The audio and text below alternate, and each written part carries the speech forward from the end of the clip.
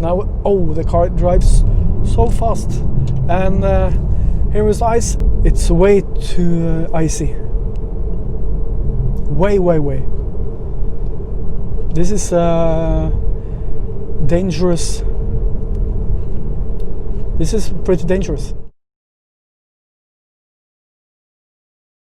Hello to you and welcome to my ID.3. There's no intro music. Of course there's intro music.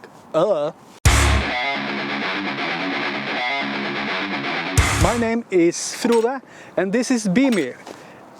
Yes, why Beamy? Well, the color is moonstone grey, moonbeams, Beamy. That was the thinking. And I quite like the name because our cat's name is Brownie. Brownie and Beamy. Because that's the same, a cat in a car. No, it's not. Today I'm going to show you the travel assist system in the ID.3 First Max Edition, which I have, and it's the most advanced assist system in the first edition ID.3s. So I think it works pretty good. I will take it around the city and maybe onto the highway, and I'll show you how it works in daily driving. Let's take the car out and I'll show you the travel assist system. Okay? Okay, let's go.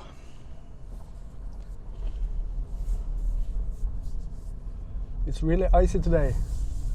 I should have tested the... Oh, yes. That was really that was really icy, slippery. Yes. So now let's just take it, I think, down to the city. How I usually would take the car. Now I will push the res button and put it into travel assist. There. Now it knows it's a 50 here, and now it can see that it's a roundabout. I really should make, but now it goes too fast, so I pushed the brake pedal to turn it off. Now I put it back on. This is my experience. It can see roundabouts, and it will okay, I'll change the language just about in a few minutes, but what you can see is it sees the roundabouts and predicts kind of what speed you should choose, but sometimes it goes down too fast, or it comes in too fast, or it comes in too slow. I'll slow it down here. Okay, I'll change the language. So the car is still heating the battery, so that's why it's really using so much energy, I think. Okay, let's go back to the test. So now I'm going left here. I haven't turned it on just yet. Taking a wide solution here. Now let's see. I'll put it in res. It really goes fast. It does. I don't want it to go that fast. So that doesn't work. That speeds about. It thinks it's 50 kilometers, and it kind of. It doesn't seem like it knows that it's that it's a crossroad or traffic lights. But I don't think this is a good way to choose the travel assist. You need to engage it when you're firmly driving and it's secure. That was just to show you a really bad way to do it. You probably should mostly use it when you're driving on the highway or the freeway or what you call it. So now let's go. Now I put it in res and the travel assist is active. It goes to 60 kilometers. So now you see the car speeds down automatically and comes to a halt. I've set the distance to the car in front of me to longer. So I don't like, and my wife don't like being too close to the car in front. So I'm not doing anything, just waiting on the car itself. It drives itself. So now it goes. I haven't touched the brake pedal or the gas pedal or the, what do you call it? What's it called when it's electric? Power? No.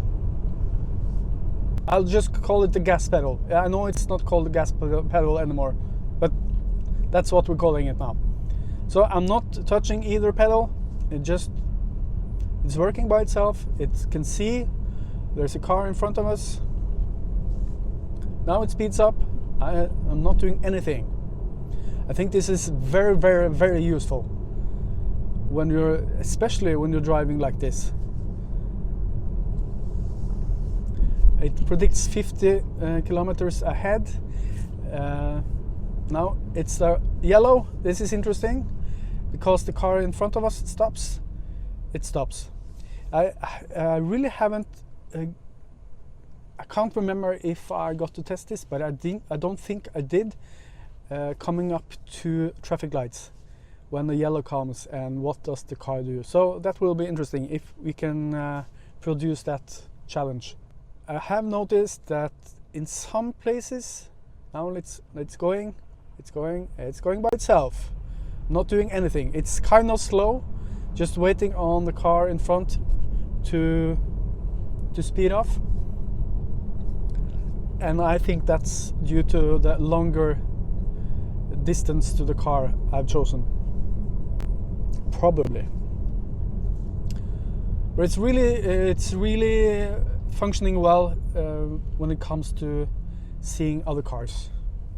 What I was going to say was, it's in some places it doesn't predict or see the traffic lights properly. So maybe it will see an old speed limit, or it will see a sign somewhere on the right, or there's too many roads crossing, so it might pick up on the road beside me. I saw this in a really advanced crossroads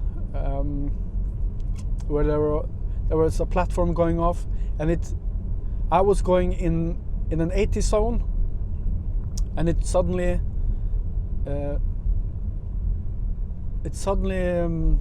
went down to 50 because the road that on the platform, it goes to 50 pretty soon after you drive off the main road.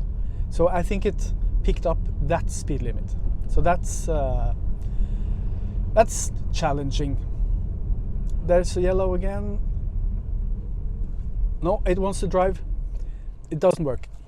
So we produced that problem pretty quick. I have to brake.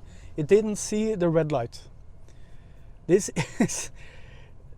is why you don't trust the car completely. You can't do that. Of course, if you think the car reacts too slow, it's no problem using the gas pedal yourself. You don't have to wait for the car. You can gas. It will not turn off the system. I can push and get closer to the car in front, but then I will get a little bit of a jerky movement because the car wants to. When I lay off the gas pedal, it will try to brake. So if you, I think you're supposed to. Okay. I'll drive through the city. Okay, it doesn't see. It really went for it now. I didn't like that. I was coming up way too fast on the car in front of us. Yeah, so you cannot trust a car completely doing its job, especially when it's this kind of advanced traffic. Now it slowed down a little bit. I don't know why. Now there's red light. Does it see it? No, not at all. It doesn't see the red lights. So I have to stop again. I have to use the brake pedal. Why this is, I don't know. Of course there is, the map knows there is traffic lights there. It knows, it should be able to read colors, I would think, but no, not at all. I'm hitting it again. Now it says junction ahead. So it knows that the road is okay. It's going to 50 now. It's not 50 here, it's 40. This is nerve-wracking. Let's go left here. I can't drive through the main street here because it's closed off. Of course, I have to mention that Trondheim has had a lot of changes in the way the traffic works. This street is closed for ordinary cars, just buses, and now it's there, and they have turned around the streets, one-way drive has changed direction. Yeah, so it's I would not drive the car, or I wouldn't trust the system at all here in the city center. But let's go to rest again. Here there is a lot of, I think it's 50, it's not 50 here. I can't do that. I can't use it here. I'm sorry for raising my voice, but I can't use the travel assist here when it thinks it's 50 because it's not 50. But the speed limit here in the city center is 40 kilometers an hour. So we'll test this further down the road, I think.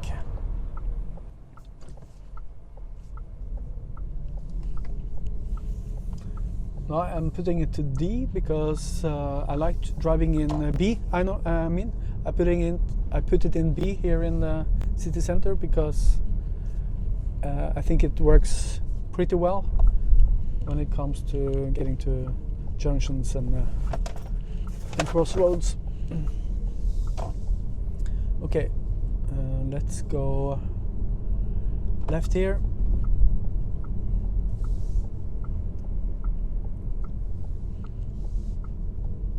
Okay, I'm not going to take the tunnel which is down here. I'll take us through the city, more of the city, because that's more interesting. There is a tunnel here that goes out of the city, and that is much faster, usually. Okay, let's go. I'm not turning on the travel assist yet, so I'm going to try it after the roundabout that comes up here. So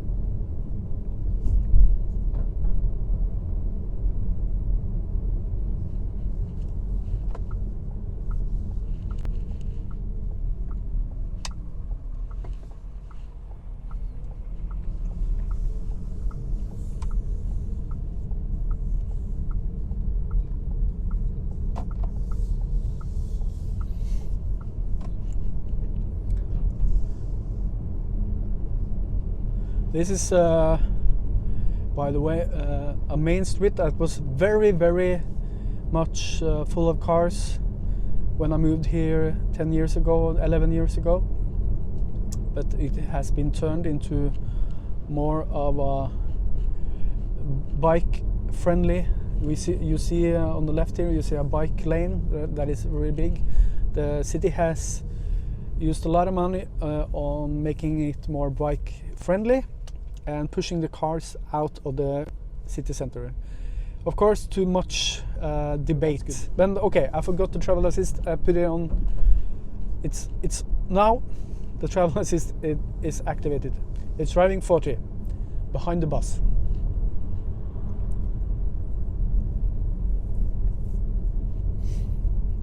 So we're driving back to E6, the highway, which will take an hour in the north of the city, going east, and we're going to go south and out of the city, where we'll get to a 100 zone, which is the fastest you can drive in this part of the country. There is 110 around Oslo somewhere with the new E6. But I have to say it's very joyful to drive longer drives with travel assist, when you know the car can handle everything that happens. I've seen some narrow turns. Okay, now I have to go left because only the buses can go straight ahead. So, and now I have to brake because the car doesn't do it itself. It is very, very important to not let the car drive purely by itself. It's not an automatic car, really isn't. So hopefully you're enjoying this drive. It's going to be a pretty long video, I think.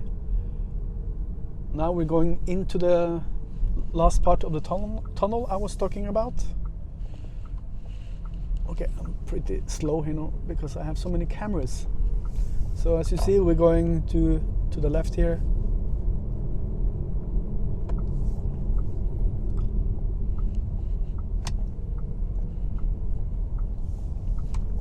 I'm not letting the travel assist work now, but I'm going to activate it now when I get out here. So pushing res, and it's going 80.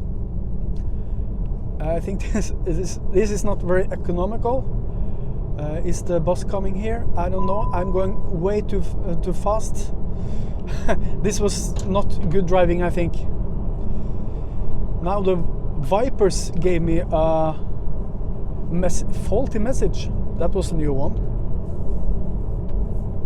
That, I think it just came without warning. Interesting. Maybe it has something to do with the 12-volt battery.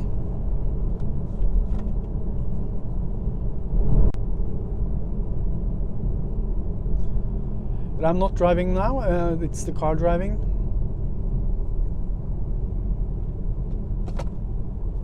Now I'm pushing the gas pedal myself because it was too slow. Going to get in front of the bus.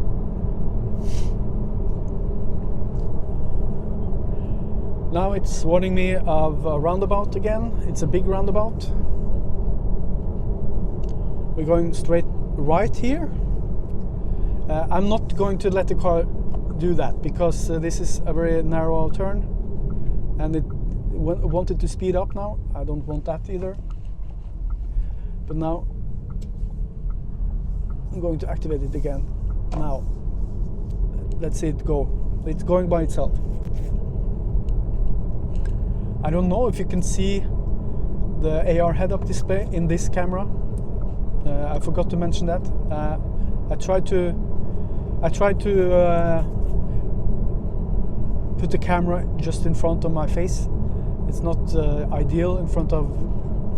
I think the authorities would like me to have the camera in front of me like this, but of course I'm doing it all for you, dear viewer. So we're seeing the consumption here. It's pretty high, but I think it's because the battery was pretty cold and it used using a lot of power heating both the car and the battery. I don't like driving in a very hot car, 23 or 24. I get sweaty immediately. So I see Chris at the battery life. He likes to have it at 23, 24. I would just be sitting here sweating, and I think that's maybe because I'm a Viking. No, it's not, because I like it to be a little bit cool in the car. The best thing is having the warm seat and warm steering wheel. That will get me through any coldness, I think. So it's warning me about the 70 ahead, of course. It's slowing down now in front of it, so that's good. Here is now it's a platform coming up. Cars getting on, a very narrow turn. Cars speeding up. I will now put my. I would usually maybe drive out to the left here, but it goes well now. I also love the blind spot meter in this car, the assist system.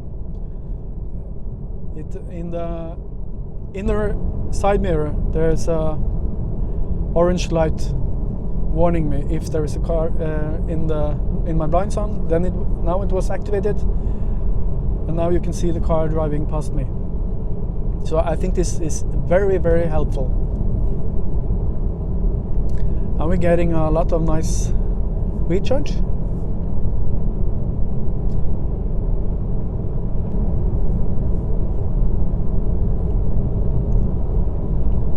How the battery is doing? 72. Yeah. Okay.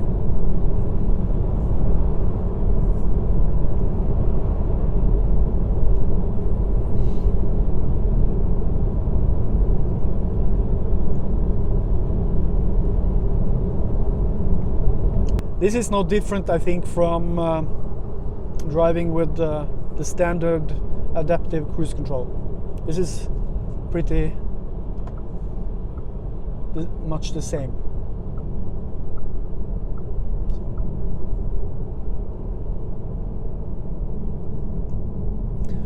This is a very strange crossroad. Or is it? It's not a crossroad when it's like this. I don't. No, it says it's a roundabout ahead. It's not. It's really not. It picks up on the on another roundabout, on another road, from the platform. So this is this I have seen before. It keeps happening in this spot. It thinks I drive off the main road, but I don't. So. It's kind of frustrating because it's so simple. And the most interesting thing is that the map gets updated with when there's work. What's it called? When there's road work, like fresh road work. It says in the map, but this simple thing about the road there, this is not fixed. So I don't know. I'm going to set this to 82, I think, because I think I measured that it needs to be at 82, 83 to be in the speed limit of 80. So it's 2 or 3 kilometers, but it's not a big problem. Okay, and then was the wiper fault of the wipers? Really? Yes. No. The wipers work, so that's strange. As I said, we're going south out of Trondheim towards Oslo, as you can see here. That is about 500 meters, isn't it? I think. We're not, of course, going to Oslo. No. I'm just going to take it pretty much a good stretch out of the city, so you can see how it works in. Now it says 60.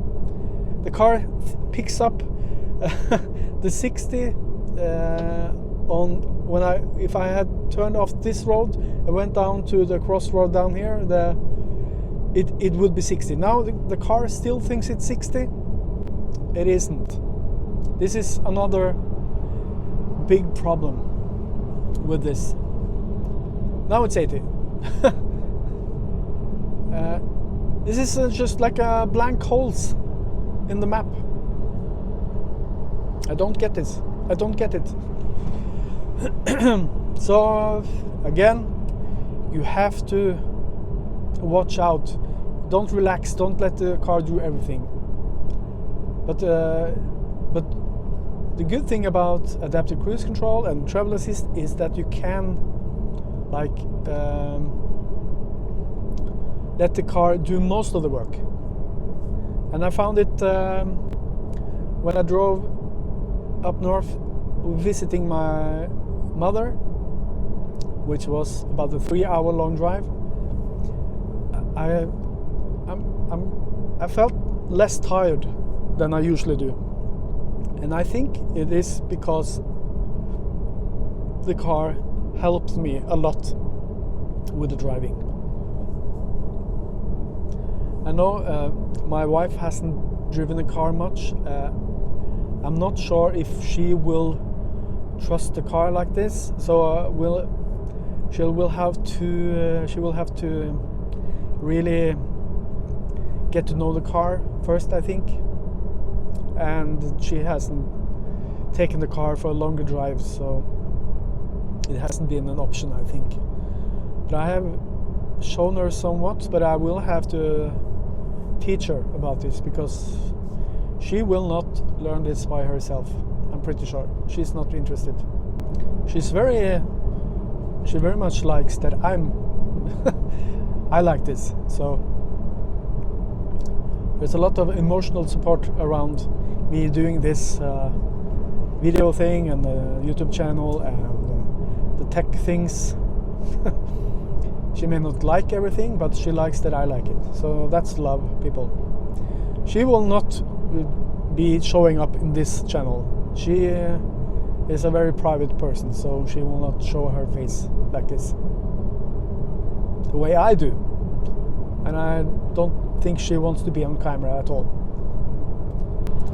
So Clet is where the Ionity charger is. So we're going downhill now into the 100 zone, and at the end of, not at the end, but further down the hill here, there's the Ionity charger.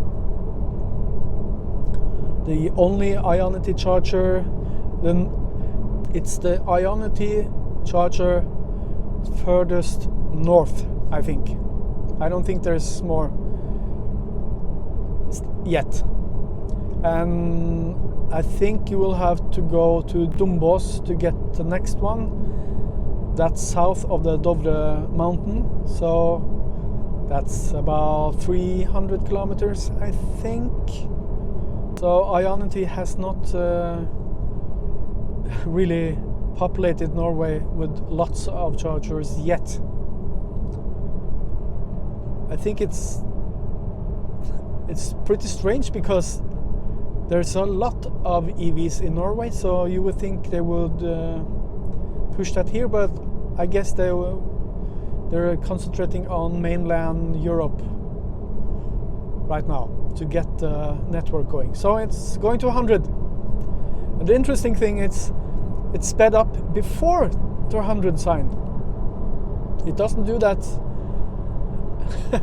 when it comes to 80 and 60. It speeds up afterwards. So maybe the sign is closer, or is in the map, the navigation system, it's in another place, I don't know. So the Ionity charger is up there to the right.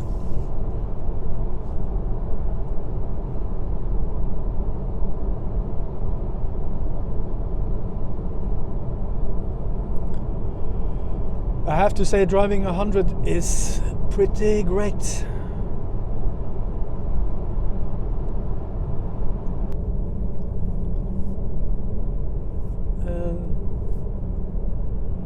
Okay, this will be exciting. But of course the travel assist system has noticed the 70 zone. I don't know how interesting this video is right about now, because I'm just driving.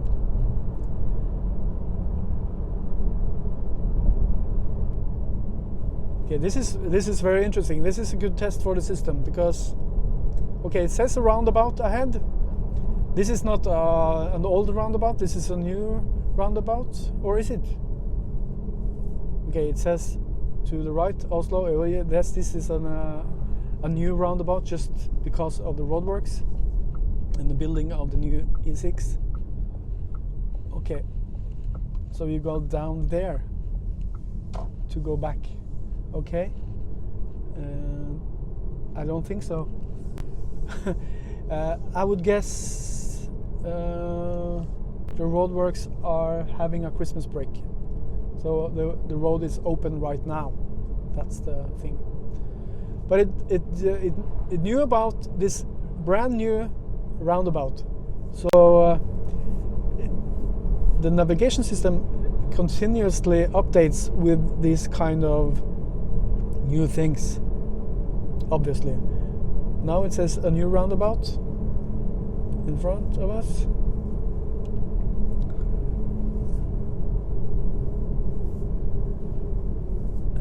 But now we're off what used to be. Now it slows down very much. I think too much. But now it speeds up a little bit too fast, but okay. Okay. Yeah, this is not the usual E6 now. So going left here. It slows down to 30, 27. Okay, that's I guess that's acceptable because it was kind of a narrow roundabout. Yeah, and now we're going back into the old E6. Now I'll wait for the roundabout and then I'll tell you something.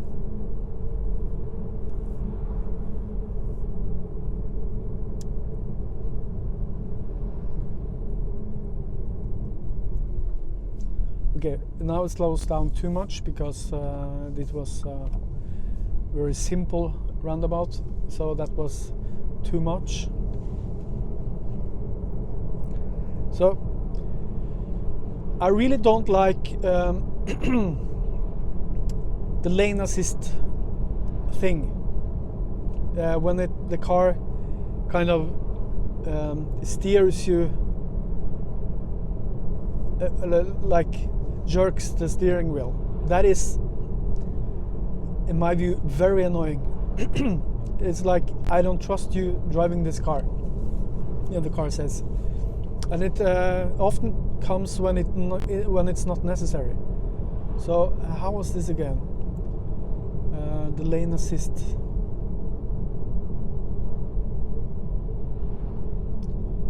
I will have to go.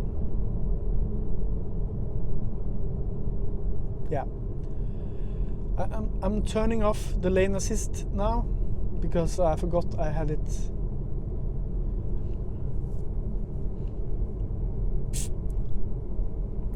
And now I forgot what is the, because I normally read this in Norwegian. What is the difference between lane assist and side assist?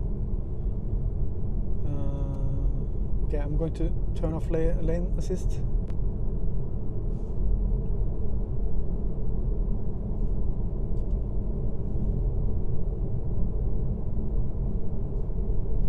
Oh yeah, side assist, that's the blind spot.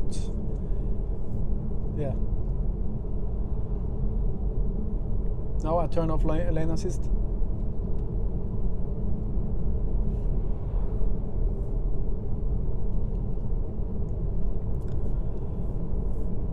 It's 60.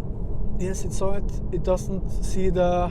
Here, this roundabout, it didn't notice. So I have to turn it off again. You see,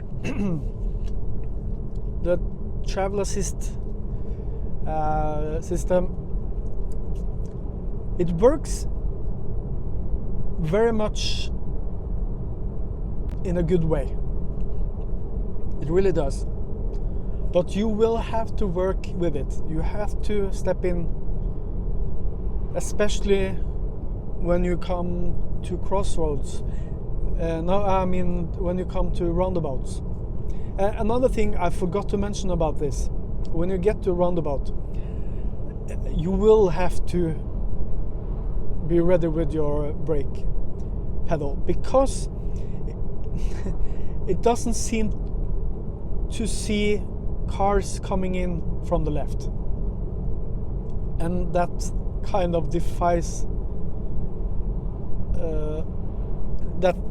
that kind of destroys the functionality.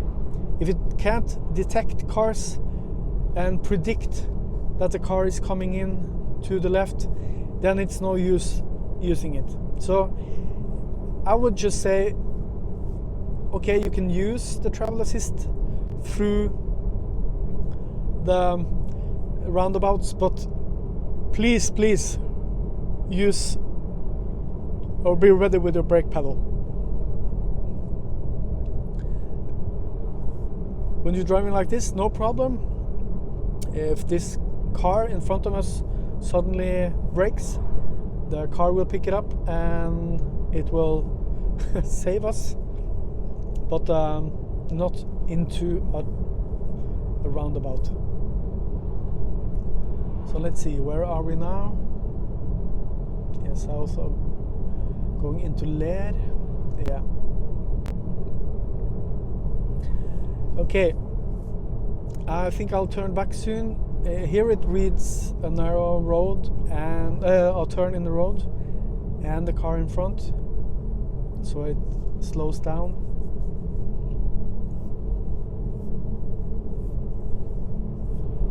Of course, I don't think the problem with the traffic signs is not just, or the challenge with the traffic signs is not just a challenge for the travel assist system in the Max, but in every car with adaptive cruise control in the ID.3s.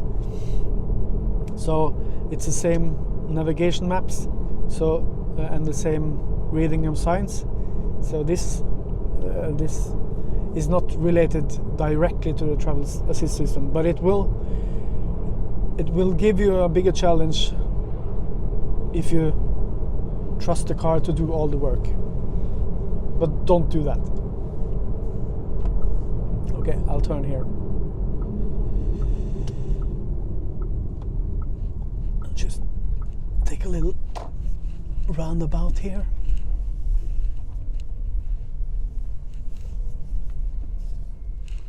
Okay, I'll just go to Klæbu and then you'll see, and maybe we'll get to test how it does on icy roads and how the travel assist works there. But let's go. Okay, it's getting. So now in the AR head-up display, I'm going to turn to the right now. So it says in the AR head-up display, and soon the ID light will give me the sign as well. Will it break down enough for me? Yeah, okay, it's usable. I am using the gas pedal again because I think it was too slow going out again. So now we're going to follow the road for 12 kilometers. Okay, this is a completely new road for me because I have had no use of using this road before. So why would I use this road?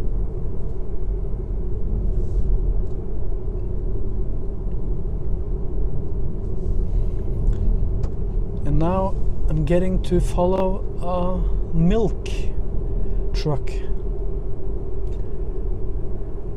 It's been to a farm collecting milk. Of course, this kind of roads is very fun to drive when there's dry roads and you don't depend on your travel assist. But now we're testing, of course. So I also have a truck in my ass, and he wants to drive faster than the speed limit because they always want to do that on little roads, which is strange for me. This is I'm born and bred driving small roads like this, and the big trucks always want to go faster, and it really annoys me because it's dangerous. Now, oh, the car drives so fast, and here is ice, and we got a test of the car's traction, fixing the traction. Okay, we're going to get a lot of ice. I'm not I don't think I'm going to use the travel assist here because it's way too icy. Way. This is dangerous. This is pretty dangerous. It changed immediately.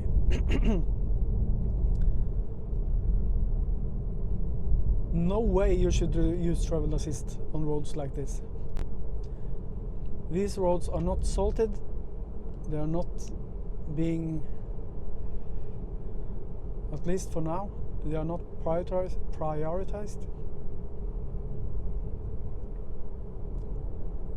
So it gave me a little bit of a scare because the car just sped up so fast, and it was going into a turn in the road. I trust the car, and it did.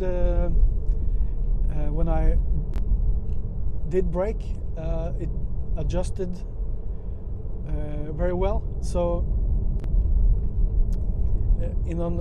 okay, I'm feeling it's slipping a little bit. So, people, we're going into the Icy Road Test, which I didn't plan, but now we're getting it. Okay, so I feel the back slipping now when I'm hitting the brake pedal. I really do. So this will be interesting. Oh, I hope I haven't made a mistake now, because this is a really bad road.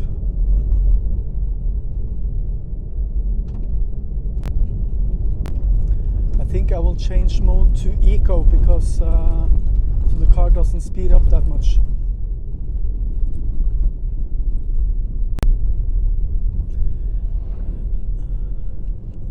As I said, I'm born and bred with these kind of roads, but it's been a long time since I drove on this kind of surface or terrain. What do you call it?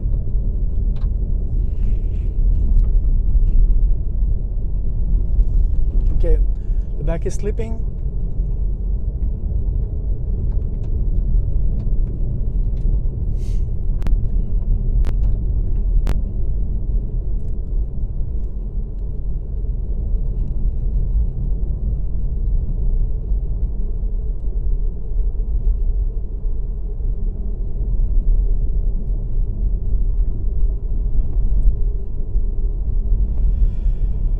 Okay, 8 kilometers on this road.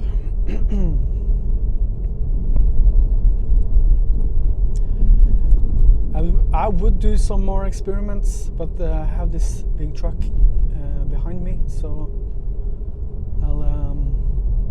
I think I'll stop and let him go by. Just a quick note, when I turn the car into eco now, it's very apparent how the heating changes. It got a lot colder now, even though the air is colder, even though it's the same temperature. So Okay, the truck left the road. Okay, so I have no one. It's just me now. Okay, let's test this a little bit. Okay. It's slipping a little bit, but it's adjusting. I can hear some sound from somewhere in the front here. Maybe it's the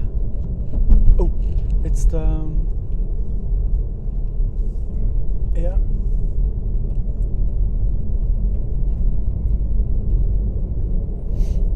I tried to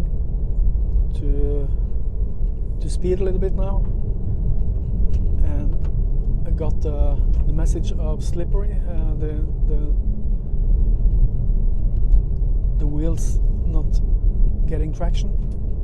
Same again, but now I'm in eco, of course, so the problem isn't the same. This is, of course, this is not great conditions, but it's better than it was further down where it was all like blank ice. Here's snow that has been driven on, getting harder and almost getting to be ice, or it's kind of a 50-50 thing. So that's better, but it's very like tracky. There's tracks, so it's a little bit harder to steer. This got interesting really fast, people. The speed limit here is 80.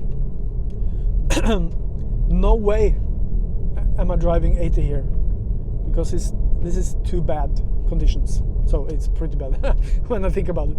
But never would I drive 80 here. But if I turn on now, the car is speeding to 80 because I activated travel assist, and yeah, I think the lesson here, which you may agree with, don't use travel assist on roads like this, roads in bad condition, because and I think Volkswagen says the same thing about the system. The systems don't use them when the conditions are not optimal. Here you have to trust your own skills as a driver, and I of course think that is a good thing. You should always practice being a good driver. You should drive on in different conditions and get to know the car, how it reacts. Now I'm braking, and let's do a kind of a braking test. Let's see. Okay, here is more ice, I think. It's braking pretty good, I have to say. It's ice, but okay, it's slipping, but is it one thing I've learned from driving on icy roads and snowy roads with more manual cars, if you will? It's that you should, if you have to brake, you don't hit the brake hard. You have to be more soft on the brakes, even though if it's dangerous, because I think even a car like this, you can't like really hit the brakes. Maybe I'm wrong, but I'm not sure if I will trust the car to solve it for me completely. And I guess that goes back to the same thing. Don't trust the car too much.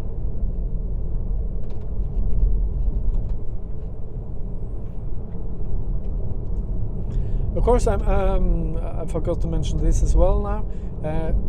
There's no spikes in these winter tires. Where I grew up, it was spikes or nothing.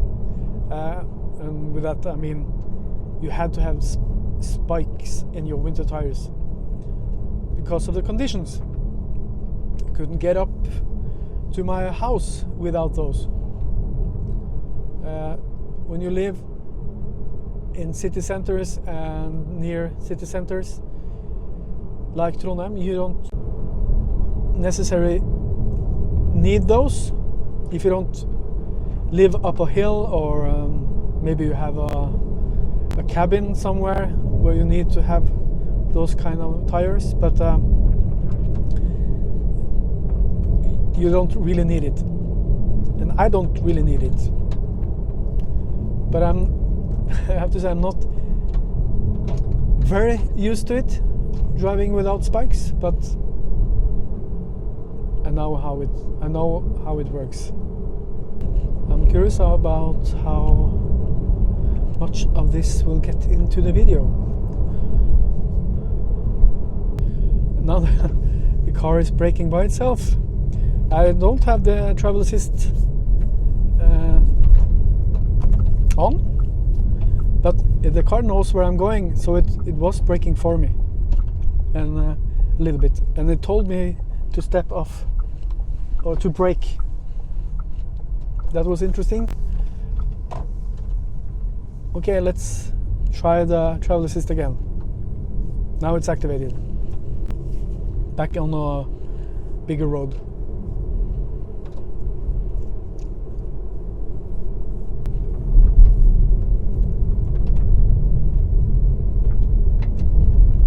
Okay, now it says going over.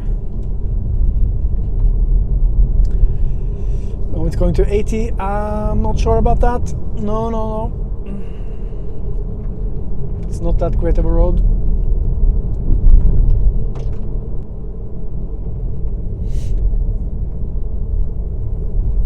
So now you see we're at 22 in consumption. And that, I think, is because of the road.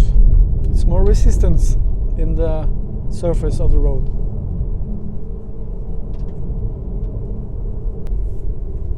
It will get interesting in the future to see if cars like this will be able to tell the conditions of the road and adjust speed and how it brakes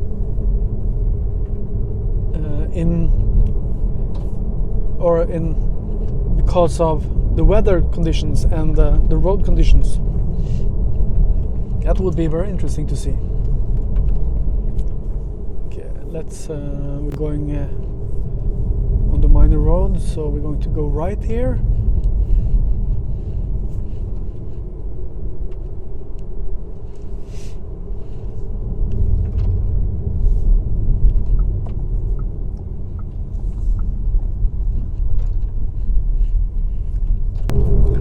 And now we're back at 18.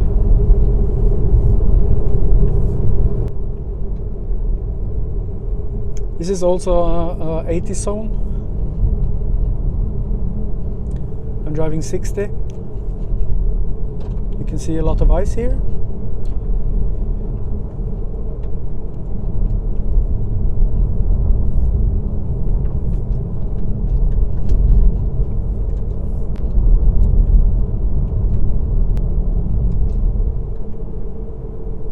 Okay, now it says it's 50, but it's not. It's not 50 at all. It's 50 in about 100 meters.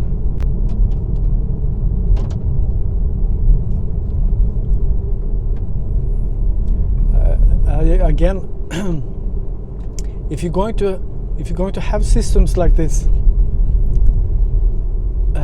it has to be 100% on speed limits.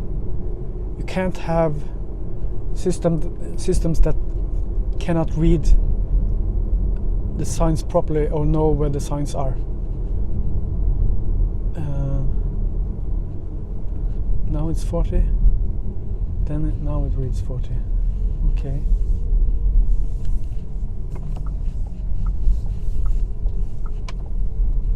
Now we're in Klæbu.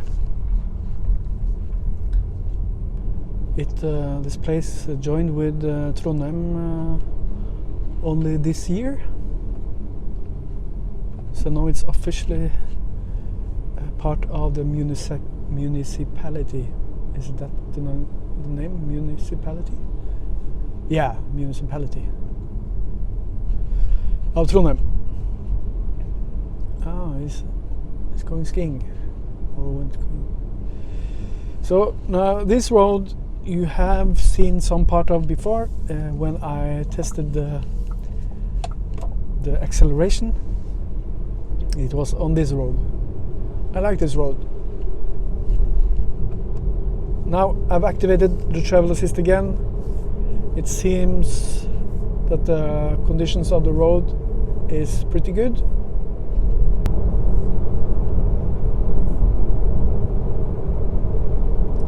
.60 ahead, that's correct.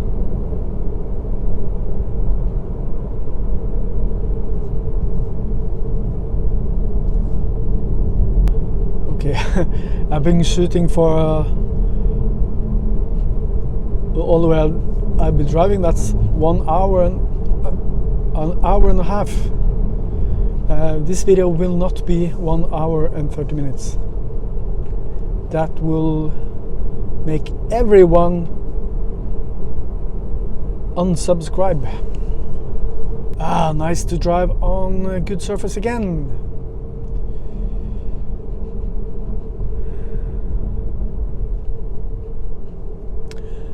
I will say I get a lot of I think people thinks the car is good looking as well as me, because I noticed people when I parked, people stopping and staring at it, getting long stares when I drive by, and those kind of things, and I think that's fun. I think it's, of course, it's a beautiful car, and it is a beautiful car. I still can't understand those who says it's debatable. Some will like it or some will not. Why wouldn't you like this? I don't understand that at all. But that's me. But I like the fact that it is kind of new and old at the same time. So now I haven't touched the pedal, either pedal, since we left Klæbu. Let's see if we can drive all the way back to Trondheim without doing that. Now the car sets. There is 2 big turns. Yeah, they are not that difficult. Okay, we will not drive 80 here. Now it says 50 and 80 at once. That's not right. That's not right. Because this road can be slippery, and that sign said exactly that. So, okay, we will not test the travel assist system all the way back. I think I'll say thank you for watching this video. I hope you got a good impression of what the travel assist can do and can't do. I think you will agree with me that you should not trust this system completely, but it will work very well in most situations, and I think it can only get better. But don't use it on in bad conditions, in no way, and please be prepared to use the brake pedal, especially going into roundabouts and crossroads. But using it in like rush hour and sitting in the car queue, is that the right term? You can. It's very helpful. It's very helpful, and especially on long trips, it will really help you out. Mostly like 98-99% of the time, get the speed limit right, and it will make it more of a less tiresome trip. So, but in hopefully Volkswagen will find a justice system, and especially get the speed limits to be correct at all time, and know about and fix those holes where it says when it thinks it goes off, or the car sometimes think it's going onto another road than it is, and that is dangerous if you're not really paying attention. And you can't have systems like this that are dangerous. But again, that doesn't mean it's your responsibility. You have to pay attention to traffic at all times, but you can relax a little bit more on longer trips. Okay, that's all from me. I hope you enjoyed this video. Please subscribe if you like this kind of videos. I'm really awaiting the updates coming in the first part of 2021. That will be something to make videos about, I'm sure. Thank you again. I'll see you in the next video. And Happy New Year! Snakkes!